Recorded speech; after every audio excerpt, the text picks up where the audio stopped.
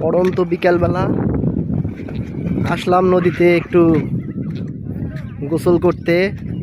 এই যে আমার ছেলে আর ওই যে আমার ভাতিজা আহাদ আলী। এই যে আমার ছেলে গোসল করতেছে। বাবা উঠে আসো তাড়াতাড়ি, ওই পাশে যাবো। দেখেন কত পোলাপান এগুলো খেলাধুলা করতেছে। দেখেন দেখেন ভিউয়ার্স, কত মানুষ খেলাধুলা করতেছে দেখতেই পাচ্ছেন। কত মানুষ খেলাধুলা করতেছে, ওই দেখেন দেখতেই পাচ্ছেন কি সুন্দর করে পোলাপান খেলাধুলা করছে নদীর কিনারায়।